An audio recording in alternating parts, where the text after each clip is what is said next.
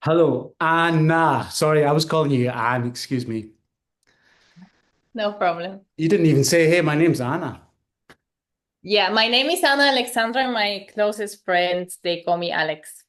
Alex. Okay, well, one day, maybe. One day I can call you Alex. Not yet. Okay, so I've got so many questions. Thank you so much. I can't remember where we were, but I think we were getting into politics. It's probably not a good place to go. Yeah. Because I Well, was, I told you I'm comfortable to talk about it and I have my own opinions and it's not a problem for me to That's talk about. everything. I mean, you haven't been to Bethlehem or any of these places, have you? Or Palestine or anywhere? You've never been there. No, no, I Or, haven't or, been. or maybe have you been to Belfast or somewhere like that? No? No. And you've not been to South Africa, I hope.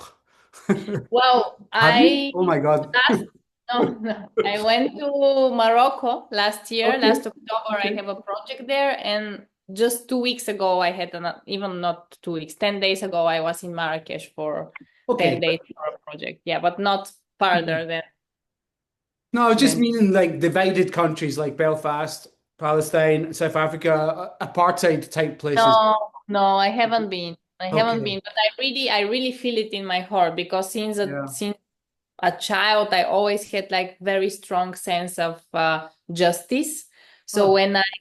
when I see like suffering in other people, it's just really difficult for me. Mhm. So it's yeah, but I think you also have to read a lot and to be very open to listen Yeah. because people like me sometimes are very easy material for manipulation because I'm very empathetic.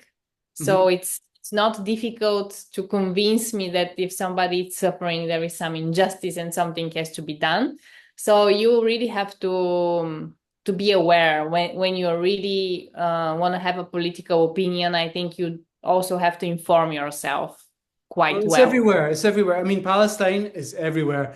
I mean, people are suffering everywhere. Even here, you can see it when you walk around, maybe Espacio Yeah, Popo or places like that. yeah. And how was it in Morocco? I mean, there's a lot of poverty there, I'm sure, and There there's a is a lot of lot. oppression. The government's horrible, Yeah, I know. like I know. everywhere.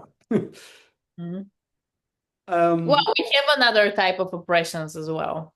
You In know, Spain, yeah, I mean they pretend to be a lot of they play the both sides. They play the game, so they pretend to be helping on one hand, but they're also sending military equipment or whatever on the same hand. So these politicians are can be very slimy. But I wanted to talk about the concept of pathos because I feel like this is something I've prepared, and you understand the sort of empathy and I was wondering what are your views on pathos in relation to your work because it seems very you're reacting to the experiences of the audience a lot, right? yeah. So as I already mentioned, feeling is everything almost for me, and it's the most important message I want to transmit. So in this sense, pathos, I connect with this meaning of just feeling things. Doesn't matter if it's something, positive or negative, just like being able to feel and to express the feeling. And in my work, I'm just trying to do this, especially through the performance work, because in, painting or sculpture, yes, you can provoke some emotions, but I think in the performance, you have the opportunity because it's very present. It's just here and now happening. Like the music, actually, music has a similar, effect on people and is when you are performing live, you have this opportunity to have this instant contact with people. So there you have to be, first of all, I think you have to be very open and very sincere and very vulnerable and very real Yeah. to be able to connect with the other people, because in this context they always feel, and you always feel if something it's just like not truthful, Authentic, not, or, yeah. yeah. Yeah. So pathetic, I think, or pathos, connecting through feeling for me, Mhm. And just I having. feel, Mhm. sorry to interrupt you, but yeah, I feel that there's a lot of loss and sadness somehow. And this vulnerability is exactly what I was thinking about. recently in relation to many things and how people are seem to be afraid to express their feelings. And Mhm. really, this is people are afraid to be vulnerable because they don't feel safe. There's this. Mhm. So whenever I talk to the people, I talk to musicians and artists, and I'm always saying, "Can I interview you?" So, thank you for saying yes. Most people say yes, and then they say, "But we don't want to talk about that. We don't want to talk about politics." A lot of the sort of there's a kind of hippie chic thing going on here, but it's like a bit of a bubble, and these people forget, and the hippies in the 60s were they were the revolutionaries, but now they're afraid somehow. And this is what I love. You seem quite happy to be vulnerable, and there seems like you're really aware and enlightened, and there's some kind of sorry, I've written some notes. So there's like an ever-present ghost somehow. Does that make sense to you? Yes, and I Okay. think I have similar observations. I think even people that are artists or they are living with this philosophy or idea of peace and like you mentioned, like this hippie chic, whatever it is, trend. I think you cannot really be hippie or talk about peace or talk about inner peace or meditation or yoga or whatever, anything that is connected with spirituality and not being political. For me, this is just like such a big conflict actually. And when I listen sometimes these like gurus or people or podcasts or people that are just like, yes, but you actually have to really understand that you just have to distance yourself from the human experience to be able to, be enlightened or have like revelation or just elevate yourself on another spiritual level, whatever. This is for me really total nonsense because Well, hmm. no, it's not nonsense. It's not correct to say that way because, of course, I read it a lot of literature and I know a lot of concepts like coming from Indian. The Uh, duality, duality, where yes, you observe life, you're not a prisoner. yes, But I fight that because I'm not a prisoner. I don't want to be a prisoner. I don't want to observe life. yeah. But then what do? I'm somewhere in between and it drives No, me I mean, crazy. to be honest, I'm also in conflict sometimes with friends that are really in this Hindu or this philosophy and this tradition that is very dual. So you Yeah. have like it's good and bad always, or there is this moral relativity. It's not like you have to you can say you can be super sure if something is bad or good, but for me this is not really right. Well, it's a I can cop out. It's lame. It feels lame to me and a cop out, especially now. I cannot really connect with this No. philosophy, even if I understand also in a historical context. You can go back to the ancient times. You can find this philosophy. You can find in the Hermetism. You can find many movements, spiritual movements and religious movements and Where they sects and whatever. observe. Yeah, Maybe when it's because I feel like a little bit too sensitive and I have to be careful with my own health. yeah, I know. I have the Because same. if I start to participate, I can harm myself. So Yeah. maybe just for my own good, I'm trying to go more into this observe because it's too dangerous for me personally. I don't know how you Yeah, feel. I know. I have absolutely the same Yeah. observations for myself, and I've been through very difficult and very dark places because of war or because observing something happening to other people. But I think to be able to hold space and to witness this, which is very important. I remember I was talking with a friend and I was just like feeling so helpless around Palestine and what is happening there. And then I was just, I don't want to, I really don't know what to do more. I mean, I was donating some money for Doctors Without Borders. We did some exhibitions. I've shared my opinion. I went to a protest and so on, but I still feel that I'm not doing anything, No, the thing to do and the thing they told me when I was there was this things like this are just help the people around you and be healthy yourself, and it will spread. Yeah. Maybe I'm very impatient. It seems like, oh God.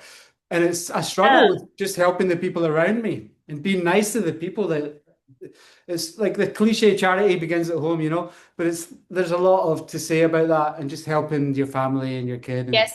Yeah. At the end, I was on a place that I couldn't really function, me personally, and being there for my son and you know being what I there for mean? my partner. Well, So at some point, I was just like, that's not okay because I'm not helping. I'm suffering.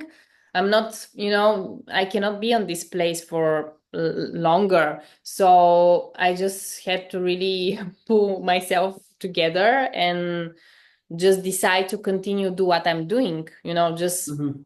sharing my message through my work, through my art, through the things I'm doing, through the care, love, whatever you're doing to your closest circle of Yeah. people around you as well. It's very important. But this still doesn't mean that you have to be only focused on your, personal life and not expressing any political opinion because at the end you have so many philosophical, cultural, anthropological literature after the Holocaust of philosophers that are saying how the humanity, how we reached this point. So we permitted this to happen, to have It's like constant. It seems like it's constant.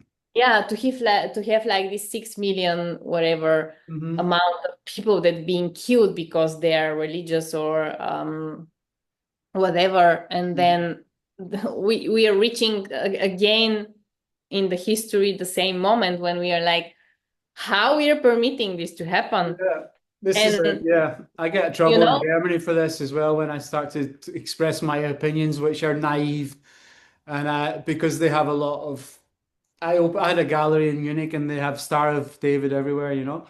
And mm, I was saying, well, you might as well fly a swastika, but they didn't like that. Of course, they didn't like it. I know I was a bit insensitive, but I wasn't expressing myself well. I was just saying that thing. How can you let it happen again?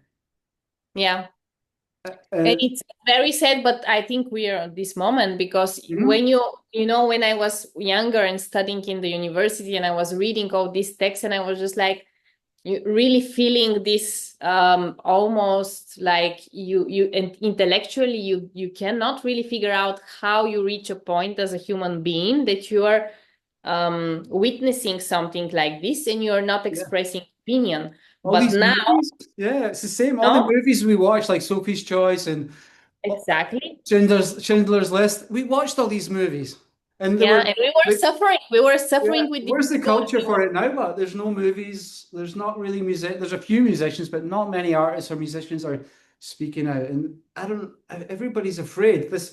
Afraid to be vulnerable. I'll go back to that again. yeah. It's such a And shame. also, I think there is a big fear of not being right. What I Yeah, afraid to make a witness, mistake. Then you don't learn anything. Then you don't yeah. learn. I mean, when I have the conversations with friends or other people like about this, and they're like, "Yeah, but how you're sure that you're right? Because there are so many, things happen, and also the attentat of 7th of October, Mhm. and there are a lot of things that you don't know, you're not from there, there are so many arguments that you're maybe in a mistake, maybe you're making a mistake by taking a position. But I Mm. think if you really want to inform yourself, there is first a lot of literature, a lot of books, and a lot of Mm. actually data that you can reach to base your opinion Not on. if you're a brainwashed zombie, but Yeah, yeah, and I'm also, sorry. That's why I try to protect my kid from that. But with the phone and the yeah, everything, it's not a thing. People, and is there like a conspiracy theory? Like sometimes I go, I think there's a hell element of truth in all these conspiracies, but also they're all bullshit. But anyway, let's get away from that. I wanted to let me ask about this is really important to my art, and it's always very crucial to the piece of art. And I want to know, how do you know when a piece of art is finished? that's a really, really good question. And I remember I was watching or reading an interview or somewhere watching anyway a movie about Jackson Pollock, about Mhm. this very famous American abstract painter that, changed a lot the art world in these years. And there was a question in interview. So they asked him, how do you know the work is so abstract? I mean, he's drawing paint and his work. So they were asking, how do you know when the work is finished? How do you know? And he said, how do you know when you're finishing to make love? How do you know? It's like, you just know it. You know. You can just and Yeah.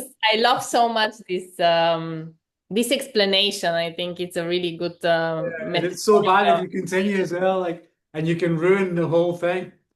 Yes, I mean, yes. the piece of work. I think it's actually really, really like this. It's very, very similar to You have to making be. clothes.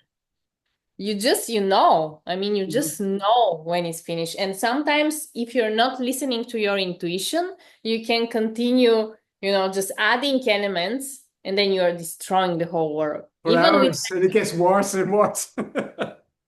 yeah, even with a few drops, you can destroy it. Yeah. So it's, I think it's a lot about feeling. Yeah, you just feel it. Yeah, you just know. Okay, Yeah. I think, yeah, there's no, that's kind of the mystery and the beauty of it. And Yeah. sometimes I work together, I collaborate with other artists or partners, and I tell them, stop, stop. You must, and because maybe you don't know if you're lost in it, and maybe you need someone else as well Yeah. to tell you, hey, that's finished, stop. Yeah. Because, Yeah. and I used to do that a lot with her, and she appreciated it. And yeah, anyway, but you don't collaborate in that way, I suppose, when you're making work. It's always singular. You don't Um, collaborate. when I do this performance in which I'm painting with the body of another person, for me, this is You wait, a, wait, stop, stop. Can you describe that? You use a person's body yeah. like a paintbrush? Because Mm, ye- well, I'm avoiding actually to use this idea because sounds like the a other tool. person. No, it sounds like a passive thing, and it's very objective, like an object or passive thing. But I believe that actually the other person is an active participator in the creative process. So it's not just a paintbrush. It's Mhm. not passive and I'm moving the body. It's more like a cooperation between me and this other person. Okay. So I started with this performance, I think around 3 years and a half ago, very like in an experimental context. I first started this performance practice with my body. So I was just exploring how the movement can be translated on the canvas and so on, using the whole body, using the hair, using everything what you have. And then I was just painting outside, and I was with a friend, and she was like, I really want to experience what's the feeling to be on this enormous canvas and moving with paint. It looks really incredible. And I just invited her to enter in the Ah, space on this in the canvas. And moment. Mhm. yes, it was just like very like born from this like proposal, or very like an experiment. And then I started applying paint and moving her body on the whole canvas, and the result was incredible. It was just like a very beautiful abstract but figurative painting. And also she described the feeling as very, very interesting experience, because you really have to let go to be able somebody else to move your body. Okay. Really have to let go, and it's not easy actually to let go. It's not easy to give the control to somebody else. You really need a lot of trust for this process. And then I started exploring more and more. Now I have a lot of performances behind my back. I did it Yep. in many different galleries, in different contexts, with more people. And I have to say that it's just really, it was beyond my expectations what it's actually hiding in this type of practice, Oh, because I discovered that actually there is also a therapeutic element in the whole thing. I well. didn't expect that. Yeah, I mean, I didn't. It started like a creative experiment, so I was not really prepared that I will have people crying. I will Right. have people over breathing, or they couldn't breathe, or paralyzing, but at the end, because you're working with the body of another person in this so sensitive and vulnerable context, and the other person really have to let go. Yeah. It's kind of body therapy. I mean, you're touching this So you're field. healing them, and you're probably feeling some past things or present emotions, and I they're mean, getting. my intention was never to do a therapeutic work or never to heal Yeah. someone. But it just happened that after I realized they have these strong body effects, also something shifted in them. I mean, the feedbacks I was receiving after this was just like release, like chronic pain was My God. disappearing, like many different things. And also in this figure, when you're out of the field, out of the painting or the canvas, you can see the figure of the body, and you can see that there are some areas that are really black or super chaotic, or you can feel in the movement that one part of the body it's not moving like the other one. There's some so it's very A interesting when you block.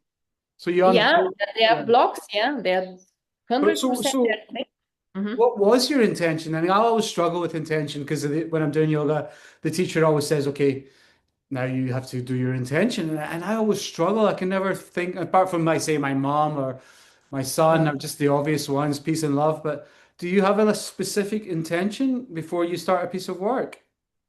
Um, Not really. Really? Yeah. Not really. I mean, if I have to be honest, in my personal creative process, it's very, very intuitive. Yeah. I never really have planned what I want to do. Good. It's not because it's very abstract most of the time. It's more about expressing things that are in your, you know, body or mind or soul. It's just about expression, not so much about planning or intellectualizing the process. So Okay. intention, maybe the only intention is just to express what I feel. That's Mhm. that's the intention I have, to take Okay. it out, to express it. So how do you stop thoughts, ego, and worries disrupting the natural harmony around you? That's what I've So written down. Sorry. sometimes I'm not. I mean, I Yeah. don't know. I can't be so good all the time to, avoid or just like put down my ego or like harmful thoughts or whatever. I think we all have these moments when you're not really fighting with your ego, or you just want to behave like a small child and be like, I want this, or I don't know if I want why I want this, but I want it. And I think also it's important to have these moments, because at the end, this is part of the human experience. If you're all the time trying to be the best version of yourself, you cannot be best version of yourself, because if you're not allowing yourself to have these moments of, to adjust yourself to a different level or to get new ideas without crisis, you cannot have actually growth. So Right. Yeah. yeah. That's how you learn from these. Yeah, that's how you learn. You have to be not afraid to make a mistake. This is what I'm trying to tell my son all the time. I Yeah, mean, me they too. won't learn anything if they're Me too, afraid actually. to try Yeah, things. yeah. And I think it's something that I mean, in school, they develop this fear of making mistakes.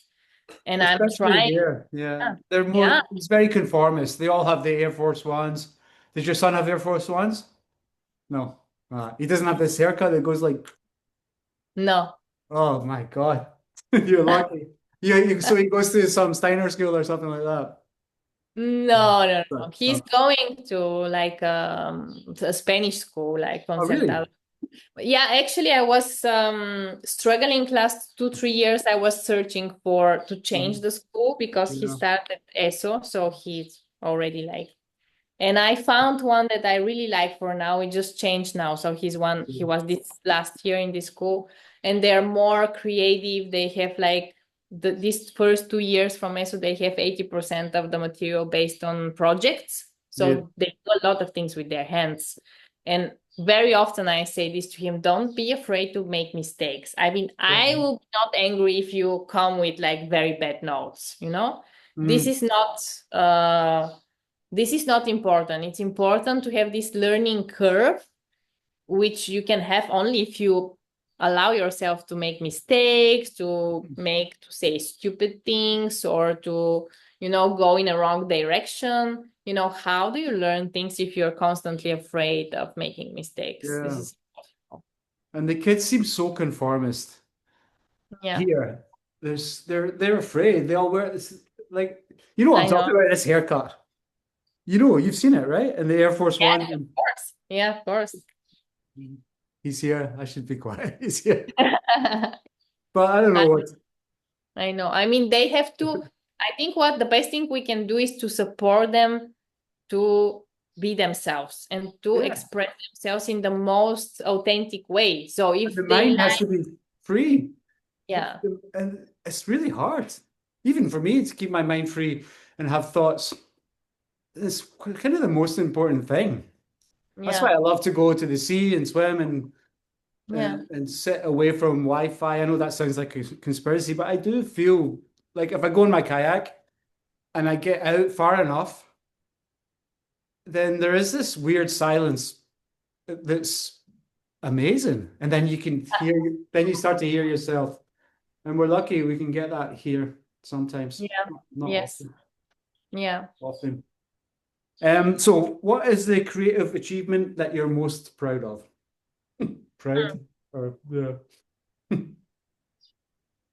That's interesting question. I think maybe when I see people crying after my performance or being touched, this is the top. I mean, this is just giving me so much happiness and meaning, and then I'm like Yeah. saying to myself, it's like I achieved something. I touched somebody's heart. This person was crying because he observed that somebody was experiencing something on the canvas, and this really touched this person. And I'm super grateful that I have opportunity to do it, to share this what I do, and to have this impact on somebody. Mhm. So I think that's the most. That's beautiful. That is really beautiful. And it doesn't that well for me, but maybe a piece of music can do that for me now, but not often. But yeah. Did you have like, were you into music as you grew up, and did you go to concerts or anything? Was there like a band that you were into when you were maybe 15 or 16? Like, I think I was into Adam and the Ants, but I must be, let me guess, actually, you must be born in about 1988. 90. Oh, wow. Sorry. I was 2 years. I'm always about 2 years. Okay, so you're young. My God. Excuse me. 90. Wow, okay. So I'm 36 now. Wow. Okay. Yeah. Okay, so what is there? So you were in the mid 90s, what were you into, techno and house music or what? No. No, no, no. I I wasn't really like have really weird taste. I actually always liked classical music Yeah. mainly. So my parents, they were listening Queen. Okay. So so they were a lot into Queen, and I remember, listening with them. Oh, but Queen, I think it's beautiful music. I Yeah, yeah. mean, There's a really, great really, movie. The movie's really good. yeah, The beautiful bio. text, beautiful, expression. So I really like them.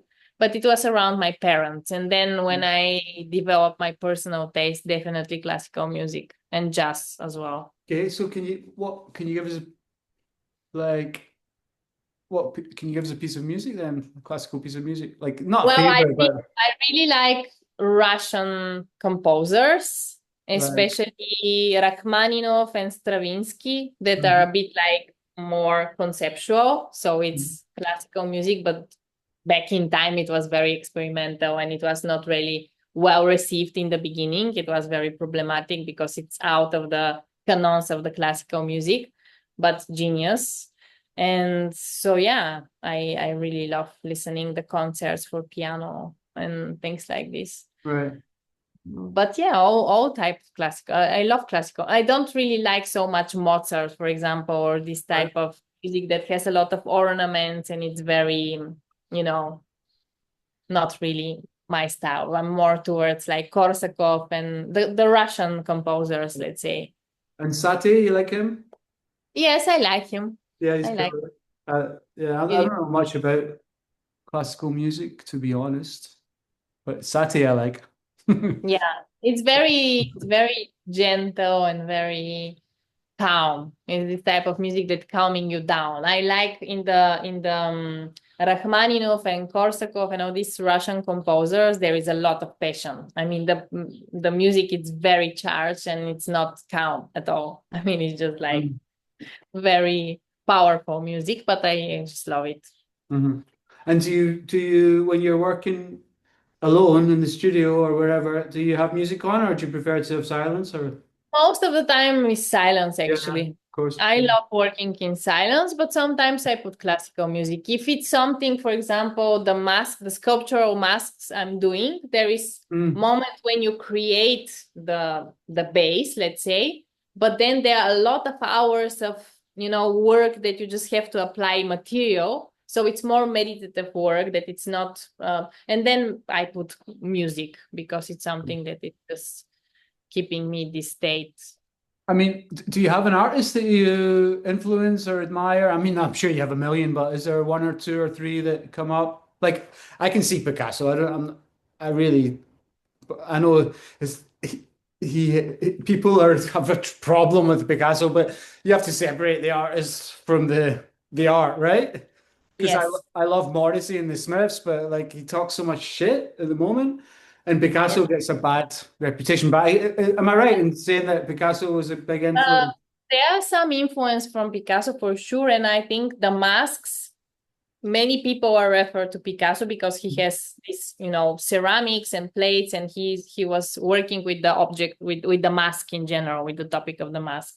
But me personally, I feel more connected with Matisse, for example. Okay, yeah. I like him more, like in general, his When you see exploration his, yeah, when you forms. see his work Yeah, in real yeah. life, I wow, really, I that would really make you cry Yes, yeah. But more than Picasso as well. I mean, I saw yeah. some of his works in person and they are very, especially earliest works, very, very beautiful. I mean, Mhm. they definitely there is a lot of talent and a lot of emotion inside of, and of course, I mean, I know I was reading a lot and um I think at some point you have to separate the personal life from the art because art is living their own life as well, you I mean, know. everyone's got the dark things. I mean, all these successful guys, it's usually guys, right? Is there any women artists that you look up to? Well, I love Frida Kahlo. Okay, of course. I'm not like I cannot connect so much with her visual language in sense it's not close to my work, but I love her world in general and Have you her seen her fan. work in real life? Yeah, Yes, I saw some pieces. not often. I don't see it often, but I have seen a few as Yeah. well. And it's really amazing when you see it, right? Incredible. It's incredible. Very powerful. Also, I really like her philosophy, and I think she's a very strong woman with a lot of character and Yeah, very political as well. Back in time, yeah. she and Diego Rivera, they were so political involved, in Yeah, the I think whole. Trotsky was hanging out with them at one point. Yes. Yeah, there were also some, speculations or not that they had an affair, actually, Frida Kahlo and Yeah, I like Trotsky. this. I always think this idea is perfect for a relationship, and like I always say, if I ever find someone else again, hopefully soon, to have two houses with a thing in the Yeah. that seems like the perfect ideal situation, right? Yeah, that's a good. I really want to go to see this museum. It's like now a house museum Right. to really see it. But yeah, she is also Georgia O'Keeffe. There are a lot of incredible female artists, painters. Mhm. And yeah. What about are you into like conceptual art, or are these more like Duchamp and things coming from Duchamp's ideas? Not so much. No, I mean, I have a lot of my ideas actually from books. Hmm. With me, I have a lot of influences from reading.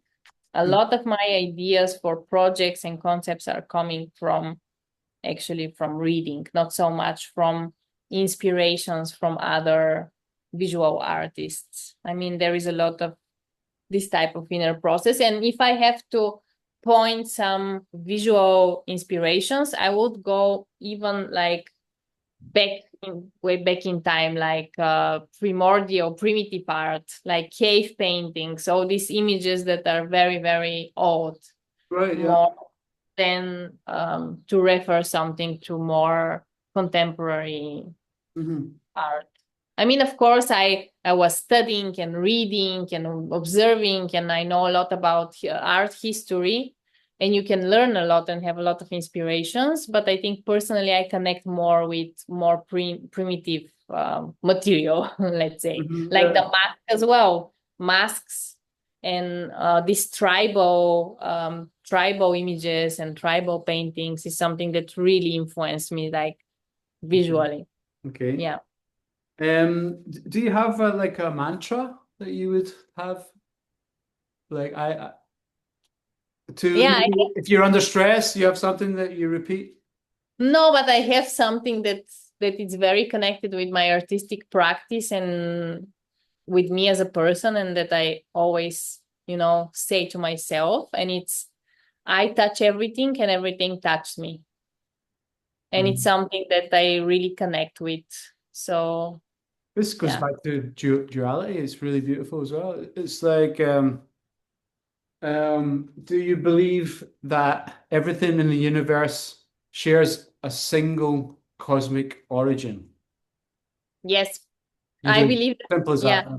I believe that everything is connected. I believe that everything is connected, and it's like a thread of hundreds of thousands and millions of connections. And sometimes it's really difficult to understand how and why. And of course, yeah, this is touching a little bit the topic of duality and good and bad and so on. I still believe that moral exists, and you have like something, you have things that are bad and good. I mean, I don't believe that something can be, observed from another perspective and it can be good. There are things that are purely evil, I believe, Mhm. but still I think that everything is connected Mhm. somehow. It's connected. Well, Anna, usually I just let it cut, but I'm going to be polite and say thank you very much. Thank you. I'm really inspired and you cheered me up a lot. I Yeah. loved our conversation as well, and I would love to discover more about your work as well. Yeah, well, hopefully I'm doing something with a guy called Reese, or he's an Indonesian artist and he's going to paint a sailboat in Ah, October. yes, I know this actually because I was the gallery that I did my What? last performance. The gallery that I did my last performance, it's not really a gallery, it's like an art place. They, when I was putting my installation, the art advisor or the woman that owns this place, she has a meeting with his agent. Jessica. So Wow. yes. Wow. So That's crazy. yeah, so actually they were talking about this, and I was like, "Oh, that's incredible." And also I follow him since many years when Oh, you he know his started work. It's great, right? It's when crazy.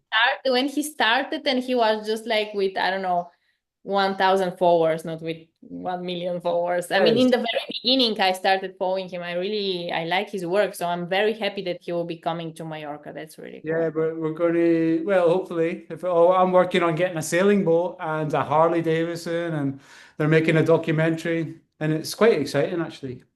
Yeah, So, but you will be, painting together or no, helping with I'm the. going to do the music and maybe help with some organization and things. That's Hopefully, I really can play my vinyl. I like to play the vinyl. that's incredible. So we will be in touch for sure, Okay. and we can, yeah. Well, how do you say thank you in Bulgarian? Благодаря. Благодаря, Anna. Mola. Mola. Ciao. Muchas gracias. Ciao. Ciao. Buenas tardes. Ciao, ciao, Bye. ciao. Okay.